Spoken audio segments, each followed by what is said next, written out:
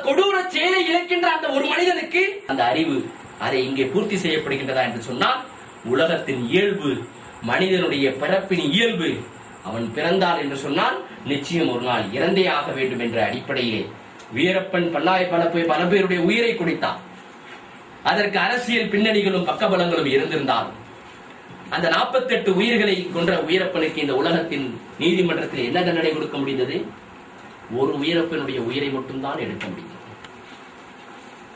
ஆக இந்த உலகத்தில் நல்லவர்களுக்குரிய சன்மானம் வழங்கப்பட வேண்டும் என்று சொன்னால் இந்த உலகத்தின் சூழலால் முடியாது. கெட்டவர்களுக்குரிய தண்டனை இந்த உலகத்தில் வழங்கப்பட வேண்டும் என்று சொன்னால் அதுவும் காலமெல்லாம் வரலாறு நெடுகிலும் ஒழித்து இன்றும் ஒழித்துக் கொண்டிருக்கக்கூடிய இஸ்லாம் என்ற கொள்கை மட்டும்தான் இந்த சாதிய தீண்டாமையை ஒழிக்க வலுப்பெற்றது, முதன்மையானது.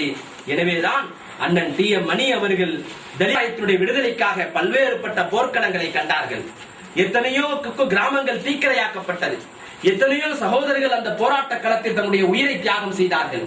ஆனால் அதற்கு பின்னாலும் அந்த மக்களுக்கு ஒரு உண்மையான விடுதலை, 52 வருட போராட்ட வாழ்க்கையிலே ஒரு உண்மையான விடுதலையை, ஒரு சமத்துவத்தோடும் சகோதரத்துவத்தோடும் அந்த மக்கள் வாழ வைக்கின்ற ஒரு கொள்கை இந்த உலகத்தில் ஏதேனும் இருக்கின்றதா என்று சொன்னால் எல்லா தத்துவங்களும், இஸ்லாம் அல்லாத அனைத்து தத்துவங்களும் மனிதர்களை மீண்டும் ஜாதிய சித்தாந்தத்தில், வர்ணாசிரத்தின் அடிப்படையிலே பின்னி பிணைத்து சிக்க வைக்கின்ற ஒரு கொண்டிருந்த நேரத்திலே முஸ்லிம்களே எங்கே நிற்க வேண்டும் என்ற ஒரு நிலைப்பாட்டு கேள்விக்குறியாக இருந்த காலகட்டத்தில் அப்படிப்பட்ட முடிவை எடுப்பதிலே அவர்கள் பின்வாங்கினார்களே ஒழிய, ஆனால் அவர்கள் உண்மையிலேயே இஸ்லாத்தை ஏற்றுக்கொள்ள வேண்டும், இஸ்லாத்தின் மூலம்தான் சமத்துவமும் சகோதரத்துவமும் கிடைக்கும் என்பதை தெளிவாகவே உலகத்திற்கு அறிவித்து சென்றவர்கள் தான். இதேதான் 1969களிலே திருச்சியிலே ஒரு 100 தலித் சகோதரர்கள் இஸ்லாத்தை ஏற்றுக்கொண்ட நேரத்திலே தந்தை பெரியார் அவர்கள் அங்கே சென்று அந்த மக்களை வாழ்த்தினார்கள். இன இழி ஒழிவதற்கு இஸ்லாம் தான் அருமருந்தாக இருக்கின்றது. இனி உங்களை சக்கிலியர்கள் என்றோ பல்லர்கள் என்றோ இதர ஜாதி தீண்டாமை அடிப்படையில் பிறப்பை அடிப்படையாக கொண்டோ உங்களை யாரும் பிரித்து விட முடியாது, அப்படி நடத்திவிட முடியாது. உங்களை சாயிப் என்று சொல்வார்கள், மயக்காயர் என்று சொல்வார்கள். நீங்கள் எந்த தெருவிலும் எந்த தொழிலும் வைத்துக் கொண்டு உங்களுடைய வாழ்வாதார தேவைகளை நீங்கள் பூர்த்தி செய்து கொள்ளலாம் என்பதை தந்தை பெரியார் அவர்கள் இந்த கருத்தை அங்கே முன்வைத்திருக்கின்றார்கள். ஆக டாக்டர் அம்பேத்கர் அவர்கள் வழிகாட்டிய பாதையிலே, பெரியாரின் வழிகாட்டிய பாதையிலே அண்ணன் டி.எம். மணி அவர்கள் எடுத்துக்கொண்ட அந்த முடிவு என்பது நாம் யாரை முன்னெடுத்து இந்த இயக்கங்களை வழிநடத்தி செல்கின்றோமோ அந்த இயக்கத்தின் தலைவர்கள் வழிகாட்டிய வழிகாட்டுதல் என்பதை நாம் மறந்துவிடக் கூடாது. ஏன் எல்லாம் இறைவனுடைய திருப்பெயரால் இங்கே வந்திருக்கின்ற அனைத்து சகோதரர்களுக்கும் இறைவனுடைய சாந்தியும் சமாதானமும் கிடைக்கப்பெறுவதாக பிரார்த்தித்த வண்ணம் இந்த கூட்டம் ஏற்படுத்தப்பட்டதனுடைய நோக்கம் குறித்து சில வரிகள் சொல்ல ஆசைப்படுகிறேன். அன்பான சகோதரர்களே, சமீபத்திலே உங்களுக்கு ஒரு பரபரப்பான செய்தி நீங்கள் கேள்விப்பட்டிருப்பீர்கள். இந்த சாத்தான்குளம் பகுதியிலே சென்ற ஒரு வார காலத்திற்கு உள்ளாக ஒரு கிராமத்தை சார்ந்தவர்கள் தங்களுக்கு அடிப்படை பிரச்சனைகளை தீர்த்து தரவில்லை என்பதற்காக நாங்கள் இஸ்லாத்தை ஏற்றுக்கொள்ளப் போகிறோம் என்று ஒரு அறிவிப்பு செய்திருந்தார்கள். அவர்கள் அறிவிப்பு செய்த உடனேயே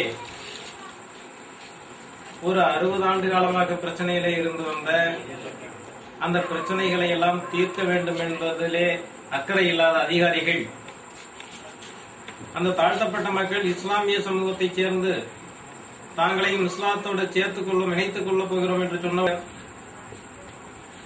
மாவட்ட காவல்துறை அதிகாரி இப்படி அவர்கள் எல்லாம் அங்கே சென்று நீங்கள் இஸ்லாத்திற்கு செல்ல வேண்டிய அவசியம் இல்லை, உங்களுக்கு என்ன தேவையோ அதை நாங்கள் செய்து தருகிறோம் என்று சொல்லியிருக்கிறார்கள். இது பத்திரிகை செய்தி.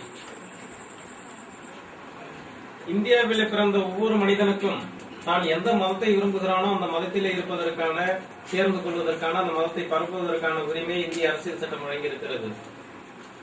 ஆனாலும் கூட நான் இஸ்லாத்தை ஏற்றுக்கொள்ளுகிறேன் என்று சொல்லுகிற போது இங்க இருக்கின்ற அரசு அதிகாரிகளை அரசாங்கமே வேண்டாம் வேண்டாம், உங்களுக்கு தேவையான எல்லாவற்றையும் நாங்கள் செய்து விடுகிறோம், நீங்கள் ஏன் அங்கே செல்லுகிறீர்கள் என்று சொல்வார்களே. ஆனால் அதற்கு அவர்கள் சொல்லியிருக்கலாம், நாங்கள் இந்த அரசாங்கத்தை, இந்த அரசு அதிகாரிகளை தாக்கி இருக்கலாம், அல்லது அரசு அலுவலகங்களை தாக்கலாம், அல்லது அரசுக்கு சொந்தமான பொருட்களை சேதப்படுத்தலாம், போராட்டம் நடத்தலாம், உண்ணாவிரதம் செய்யலாம். இதையெல்லாம் விட்டுவிட்டு எல்லாவற்றிற்கும் மேலாக மிகப்பெரிய அச்சுறுத்தலாக நாங்கள் இஸ்லாத்திற்கு செல்வோம் என்று சொல்லுகிறார்கள் என்று சொன்னால் அரசாங்கம் அதை கண்டு பயப்படுகிறது என்றுதான் அர்த்தம். இப்படி அரசாங்கம் பயப்படுகின்ற அளவிலே இஸ்லாத்தை ஏற்றுக்கொள்வதிலே மிகப்பெரிய சிக்கல் என்ன இருக்கிறது? இஸ்லாத்தை ஏற்றுக்கொள்வது என்பது ஒரு மிகப்பெரிய விஷயமா? ஒரு சாதாரண விஷயம். ஒரு தாழ்த்தப்பட்டவர் முஸ்லீமாக மாறுவது என்பது ஒரு சாதாரண விஷயம். அதை அரசாங்கமே இவ்வளவு சிரத்தை எடுத்துக்கொண்டு தடுக்கிறார்கள் என்று சொன்னால், இந்த தேசத்திலே இந்துத்துவா இன்னமும் ஆட்சியிலே இருக்கிறது. அது எந்த இயக்கமாக இருந்தாலும் சரி, அல்லது எந்த கட்சியாக இருந்தாலும் சரி, அவர்களுடைய ஆட்சி இந்துத்துவாவினுடைய அடிப்படையிலே நடந்து கொண்டிருக்கிறது. அதுதான் உண்மை. இந்திய தேசத்தினுடைய ஆட்சி என்பது இந்திய அரசியல் சாசனத்தினுடைய ஆட்சி அல்ல, இந்துத்துவாவினுடைய ஆட்சி. இங்கே பல்வேறு சமூகங்கள், ஜாதிகள் இருக்கின்றன, ஒன்றின் மேல் ஒன்றாக. அதன் எல்லா ஜாதிகளுக்கும் கீழாக இருப்பவர்கள் தாழ்த்தப்பட்டவர்கள். அப்படி தாழ்த்தப்பட்டவர்கள் கீழாக இருக்கின்ற போது அவர்கள் மேல் ஒவ்வொரு ஜாதியாக ஒன்றின் மேல் ஒன்றாக அடுக்கி வைக்கப்பட்டு இருக்கிறது. எல்லா ஜாதிகளும் சுதந்திரமாக எந்த வேலை வேண்டுமானாலும் செய்து கொள்ளலாம். இன்னும் சொல்ல போனால் தாழ்த்தப்பட்டவர்களை விட நாகரிகம் குறைந்தவர்களாகவும், பொருளாதாரம் குறைந்தவர்களாகவும், கல்வி அறிவு இல்லாதவர்களாகவும் இருக்கின்ற நாடோடி வாழ்க்கை நடத்துகின்றவர்கள் கூட சுதந்திரமாக இருக்கின்றார்கள். ஆனால் தாழ்த்தப்பட்டவர்களுக்கு மட்டும்தான் சாதிய ரீதியான கொடுமைகள் இருக்கிறது. இதற்கு என்ன காரணம் என்று சொன்னால், தாழ்த்தப்பட்டவர்களுக்கு என்று சில வேலைகளை ஒதுக்கி வைத்திருக்கிறார்கள், அடிமை வேலைகளை. அவர்கள்தான் பிணம் தூக்க வேண்டும், அவர்கள்தான் செத்தமாடு தூக்க வேண்டும், அவர்கள்தான் தோட்டி வேலை செய்ய வேண்டும். இப்படிப்பட்ட வேலைகளை தாழ்த்தப்பட்டவர்களுக்கென்றே ஒதுக்கி வைத்திருப்பதால் அவர்கள் இந்த தாழ்த்தப்பட்ட அமைப்பை விட்டு, அந்த சமூகத்தை விட்டு வெளியேறிவிட்டால் அந்த தொழிலை செய்வதற்கு ஆள் இல்லாமல் போய்விடும் என்ற ஒரே காரணத்திற்காகத்தான் அரசாங்கம் முதல் அத்தனை அதிகாரிகளும், அத்தனை ஜாதி இந்துக்களும், அத்தனை சமூக மேலாதிக்கத்தில் இருக்கின்ற ஆதிக்கவாதிகளும் அஞ்சுகிறார்கள், பயப்படுகிறார்கள் என்பதுதான் உண்மையை தவிர, இந்த மக்கள் அடிமைத்தலை விட்டு அவர்கள் அகன்று விடாமல் பார்த்து கொண்டிருக்கிறார்கள். இந்த தேசத்திலே எத்தனையோ தத்துவங்கள் உருவாகி வந்திருக்கிறது. பௌத்தம் வந்தது. பௌத்தம் அந்த வந்த காலத்திலே மிகப்பெரிய தாக்குதலை இந்து மதத்திற்கு எதிராக தொடங்கியது. ஆனால் அது காலம் போக போக இந்து மதத்தால் நீர்த்து போக செய்து இன்றைக்கு பௌத்தம் என்பது ஊமையாகி போன ஒன்றாகிவிட்டது. அதை போலவே மிகப்பெரிய புரட்சிகர கருத்துக்களை கொண்ட மார்க்சியம் வந்தது. மார்க்சியம் உலகத்திலே முதலில் ரஷ்யாவிலே தான் ஆட்சியை பிடித்தது. உலகத்தையே தம் பக்கம் திரும்பி பார்க்க செய்த அந்த ரஷ்ய புரட்சி கூட 75 ஆண்டுகளுக்கு பிறகு இல்லாமல் போய்விட்டது. இன்றைக்கு அந்த ரஷ்யாவில் கூட கம்யூனிசம் என்பது எதிர்கட்சியாக செயல்பட்டு இருக்கிறது. அதுபோல இன்றைக்கு சீனாவில் கூட கம்யூனிசம் என்ற பெயர் தான் இருக்கிறதே தவிர அங்கே கம்யூனிசம் இல்லை. ஆக எந்த ஒரு தத்துவமும், இந்த மண்ணிலே உருவாக்கப்பட்ட எந்த ஒரு தத்துவமும் நிலையாக இந்த மனிதர்களுக்கு சமத்துவத்தையும் சமாதானத்தையும் கொடுக்க முடியாது என்பதை அவர்களே நிரூபித்துக் கொண்டிருக்கிறார்கள், இஸ்லாத்தை தவிர. இஸ்லாம் மட்டும்தான் 1400 ஆண்டுகளாக இன்னமும் கூட மனிதர்களை மனிதர்களாக மதிக்க வேண்டும் என்கின்ற அந்த தத்துவத்தை யாரும் நெருங்க முடியாமல், அதை யாரும் மாற்ற முடியாமல், எத்தனை பெரிய மனிதர்கள் வந்தாலும், எத்தனை பெரிய சக்திகள் வந்தாலும் அதிலே எந்த ஒரு சின்ன திருத்தங்களை கூட கொண்டு வர முடியாமல் இன்றைக்கும் இஸ்லாம் மட்டுமே இருப்பதால் தான் இன்றைக்கு இருக்கின்ற உலகத்தினை மிகப்பெரிய ஆதிக்க சக்திகளாக சொல்லிக் கொண்டிருக்கின்ற அமெரிக்கா முதல் இந்தியாவினுடைய ஆதிக்க சக்தி என்று சொல்லிக் கொண்டிருக்கின்ற இந்துக்கள் வரை இஸ்லாத்தை பார்த்து பயந்து கொண்டிருக்கிறார்கள். இஸ்லாம் என்பது அவர்கள் பயப்படுகின்ற அளவிலே மிகப்பெரிய ஆயுதங்களை கொண்ட ஒரு சமூக அமைப்பு கிடையாது. இஸ்லாத்தை பார்த்து அவர்கள் பயப்படுவது இஸ்லாத்துக்கு, இஸ்லாமியர்களுக்கு இருக்கின்ற அந்த கொள்கை பலம் மட்டுமே. 1400 ஆண்டுகளுக்கு பின்னாலும் கூட எந்த அல்லது விபரம் அறியாதவரோ கூட கிடையாது. நன்றாக படித்தவர், அவர் ஒரு வழக்கறிஞர்.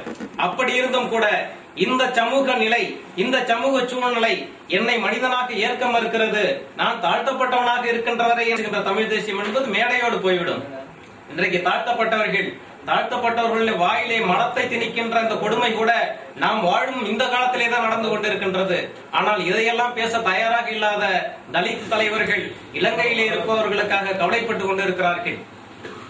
இலங்கையில் இருப்பவர்களுக்காக நாம் கவலைப்பட வேண்டாம் என்று சொல்லவில்லை. ஆனால் பக்கத்து தெருவிலே குடியிருக்கின்ற நமது தாழ்த்தப்பட்ட சகோதரன், அவன் அவர்களை தலைவர்களாக ஏற்றுக்கொள்ள தயாராக இருக்காது. ஆகவே தாழ்த்தப்பட்டவர்களாகவே இருக்க வேண்டும். அவர்களுக்கு தீண்டாமை கொடுமை இருக்க வேண்டும். அவர்களுக்கு ஜாதி கொடுமை இருக்க வேண்டும். அப்படி இருக்கின்ற போதுதான் அவர்களுக்கென்று ஒரு இயக்கத்தை நடத்த முடியும். அவர்களுக்கென்று போராட்டம் நடத்த முடியும். அதன் மூலம்தான் இவர்கள் தலைவர்களாக இருக்க முடியும். அப்படி தலைவர்களாக இருக்கின்ற போதுதான் அவர்களுக்கு இந்த மக்களை சொல்லி பதவிகள் கிடைக்கும். அந்த பதவிகள் மூலம் சுகபோகங்கள் கிடைக்கும் என்று எண்ணிக்கொண்டிருக்கின்ற தலித்து தலைவர்கள் தான் இன்றைக்கு இருக்கிறார்களே தவிர இந்த மக்களை கொண்டு இந்த மக்களுக்காக உண்மையாக உழைக்கக்கூடிய தலைவர்களை நிச்சயமாக ஒரே ஒரு தலைவரை கூட இன்றைக்கு காண முடியாது. ஏனென்று சொன்னால் ஒவ்வொரு தலைவனுடைய பொது ஒழுக்கத்தையும் தனிப்பட்ட வாழ்க்கை முறையும் இன்றைக்கு பார்த்தால் நிச்சயமாக இவர்கள் எவ்வளவு பெரிய ஏமாற்றுக்காரர்கள் என்பது தெரிய வருகிறது. உண்மையிலேயே ஒரு நல்ல தலைவன் என்று சொன்னால், இந்த சமூகத்திற்காக தன்னை அர்ப்பணித்துக் கொண்டவன் என்று சொன்னால், எந்த கொள்கையை எடுத்துக் கொண்டிருக்கின்றானோ அந்த கொள்கையை கடைபிடிப்பவனாக இருக்க வேண்டும். எந்த கொள்கையை இந்த மக்களுக்கு சொல்லுகின்றானோ அந்த கொள்கையை தானும் கடைபிடிப்பவனாக இருக்க வேண்டும். ஆனால் அம்பேத்கர் அவர்கள் கல்வி நிறுவனம் நடத்தி கொண்டிருந்தார். அப்படி நடத்தி கொண்டிருந்த போது அங்கே பம்பாயிலே இருக்கின்ற ஒரு உணவு விடுதியிலே ஒரு ஹோட்டலிலே தங்கியிருந்தார். அவருடைய நண்பர் அவரை பார்த்து வந்த போது அவர் சொல்லுகிறார், அம்பேத்கர் அவர்களே, உங்களுக்கு அருகில் நீங்கள் தங்கியிருக்கின்ற அறைக்கு பக்கத்திலேயே திலீப் குமார் என்ற ஒரு சினிமா நடிகர் தங்கியிருக்கிறார். உங்கள் மீது மிக மரியாதை கொண்டவர். அவரை நீங்கள் சந்தித்தால் நீங்கள் நடத்துகின்ற அந்த கல்வி நிறுவனத்திற்கு நிறைய நன்கொடைகளை அவர் தருவார் என்று நான் எண்ணுகிறேன். ஆகவே தயவு செய்து அவர்களை சென்று சந்தியுங்கள். நீங்கள் மிக பண கஷ்டத்தில் இருக்கிறீர்கள் இந்த நிறுவனங்களை நடத்துவதற்கு என்று அம்பேத்கர் அவர்களிடம் சொல்லுகின்ற அத்தனை உறுப்பினர்களும் வேலை செய்தால் தான் பிழைப்பு நடத்த முடியும் என்ற சூழ்நிலை இன்றைக்கும் கூட கிராமங்களிலே இருக்கிறது. அதை நேராக நாம் பார்த்துக் கொண்டிருக்கின்றோம். இன்றைக்கும் கூட தாழ்த்தப்பட்ட குடிசைகளிலே மின்சார வசதி இல்லாத குடிசைகள் ஆயிரக்கணக்கான குடிசைகள் இருக்கின்றது. இன்றைக்கும் கூட படிப்பறிவே இல்லாத, வெறும் கையெழுத்து போடுவதற்கு கூட தெரியாத எத்தனையோ ஆயிரக்கணக்கான லட்சக்கணக்கான மக்கள் இந்த தேசத்திலே தாழ்த்தப்பட்டவர்களாக வாழ்ந்து கொண்டிருக்கிறார்கள். ஆனால் அவர்கள் அதை பற்றியெல்லாம் கவலைப்படாமல் இந்த தேசத்திலே எதை பற்றியெல்லாமோ அவர்கள் பேசிக்கொண்டு, இலங்கையிலே இருப்பவர்களை பேசிக் கொண்டிருக்கிறார்கள். இன்றும் ஐரோப்பாவிலே இருக்கின்றவர்களை பற்றி, அமெரிக்காவிலே இருக்கின்றவர்களை பற்றி தான் ஒரு பெரிய அறிவுஜீவி என்பதை காட்டிக் கொள்வதற்காக ஒவ்வொரு தலைவர்களுமே மேடை ஏறி எந்த மக்களை கூட்டி வைத்துக் கொண்டு இன்னும் இருக்க வேண்டும் என்று நினைக்கிறார்கள். ஆனால் அம்பேத்கர் அவர்கள் தெளிவாக சொன்னார், எனக்கு பின்னால் தலித் இயக்கங்கள் தேவையில்லை. என்னோடு தலித் இயக்கங்களை நான் முடித்து விட்டேன். தலித் கூடாரங்களை நான் கலைத்து விட்டேன். நான் இந்துவாக இருந்து விட்டேன். ஆனால் கூடாரங்களை இன்னும் பலமானதாக ஆக்கிவிடாதீர்கள். தலித்திய கூடாரங்களை என்னைய எல்லா அடையாளங்களையும் நீங்கள் அழித்து விடுங்கள் என்று சொன்னார்கள். இது பரம்பரை தெய்வம் என்று சொல்லுகிறார்கள். விபூதி பூசிக் கொள்கிறார்கள். ஆக இவர்கள் இந்துத்துவோடு சமரசம் செய்து கொண்டு அம்பேத்கரை அவமானப்படுத்திக் கொண்டிருக்கிறார்கள். அம்பேத்கரை இவர்கள் பின்பற்றவில்லை. தந்தை பெரியார் அவர்கள் சொன்னார்கள், உங்களை மனிதனாக ஏற்றுக்கொள்ளுகின்ற ஒரு மதம் இருந்தால் அந்த மதத்தை ஏற்றுக்கொள்வதில் என்ன தவறு இருக்க முடியும் என்று கேட்டார்கள். இஸ்லாத்தை ஏற்றுக்கொள்ளுங்கள் என்று சொல்லுகிறீர்களே என்று சொல்லுகின்ற போது தந்தை பெரியார் அவர்கள் சொன்னார்கள், இவ்வளவு காலம் அவர்கள் அடிமைப்பட்டு அடிவாங்கி கிடந்து கொண்டவர்கள். அப்படி அடிவாங்கியவர்கள் திருப்பி அடிப்பதில் என்ன தவறு இருக்க முடியும்? இந்த விழாவின் நாயகன், இந்த ஏற்புரை ஏற்க வந்திருக்கும் டி.எம். உமர் பாருக் என்ற டி.எம். மணி அவர்கள் இங்கே வருகை தந்துள்ளார்கள். அடுத்ததாக பெரியார் திராவிட கழகத்தினுடைய மாநில ஆட்சி மன்ற குழு உறுப்பினர் அண்ணன் பாலபிரபாகரன் அவர்களை இங்கே வந்து தன்னுடைய கருத்துக்களை, சாதி ஒழிந்தது என்ற புத்தகத்தினுடைய தன்னுடைய கருத்துக்களை இந்த விழாவிலே நம்முடைய ஏற்புரையாளர் ஐயா டி.எம். உமர் பாருக் அவர்கள் சாதி ஒழிந்து விட்டதாக கூறியுள்ளார்கள். சாதி ஒழிந்து விட்டதா, ஒழிந்து விடவில்லையா என்பதை, சாதி ஒழிந்த புத்தகம் என்ற புத்தகத்தை நீங்கள் படித்திருக்கிறீர்கள். அந்த புத்தகத்தினுடைய சம்பந்தமாக நீங்கள் உங்களுடைய கருத்துல கேட்கலாம் என்று உங்களை இந்த விழாவின் சார்பாக அழைக்கிறேன். நூலை எழுதி இஸ்லாத்தை தன்னுடைய மதமாக பறைசாற்றிக் கொண்டிருக்கக்கூடிய மரியாதைக்குரிய தோழர் டி.எம். மணி என்ற உமர் பாருக் அவர்கள்